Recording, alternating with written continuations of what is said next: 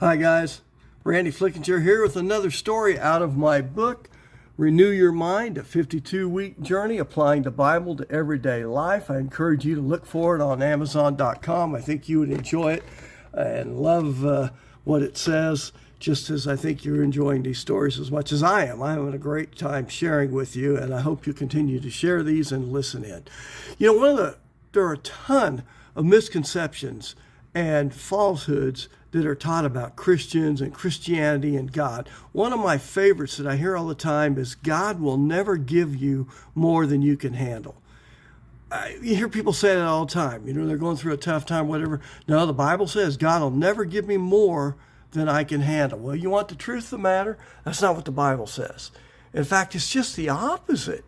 God very likely, intentionally, will allow more things into your life, more challenges, more hardships, more things that cause you to seek Him to draw you closer to Him. You know, that passage comes from 1 Corinthians 10, verses 11 through 13. Let me read it to you, because what it says, and here's how this gets misconstrued. It says, "These things happened to them as examples and were written down as warnings for us, on whom the culmination of the ages has come. So if you think you are standing firm, be careful that you don't fall." By the way, man, all of us start to feel good about ourselves.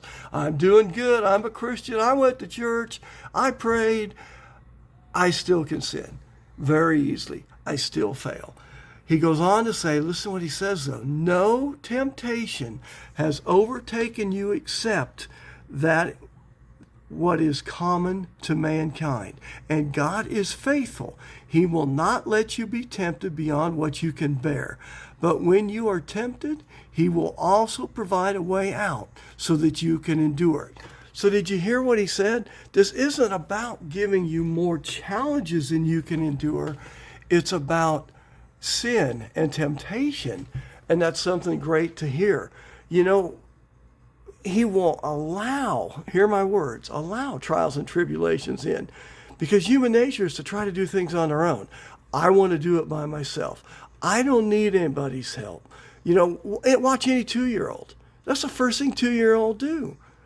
You tell them no, they want to do it, and they can do it themselves, and they don't need your help. But the truth of the matter is, that's how we live. And all I need God for is a cosmic insurance policy. And that mindset's just not what He's about. He wants a personal relationship with you and I. And it's important that we remember that God is worried about our eternity, not our day-to-day life. He cares about every bit of it. You can pray to Him. He will honor you. He will do everything to help you. You will see Him at work. Don't take me wrong here.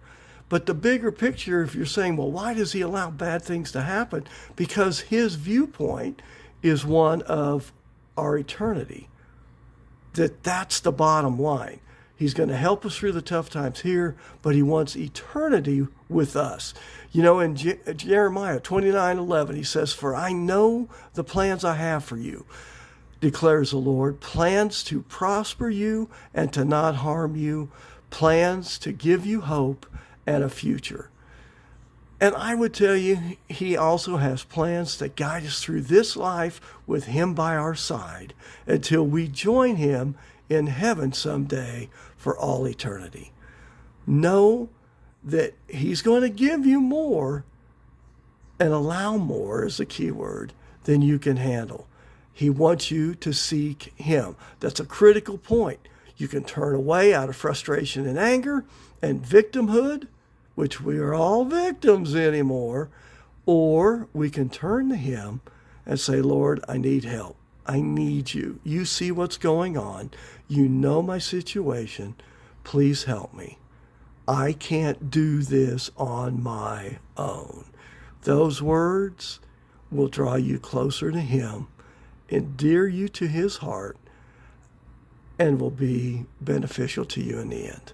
Thanks for listening. Share this video and go out and know that God is with you. He's got you in the palm of His hand.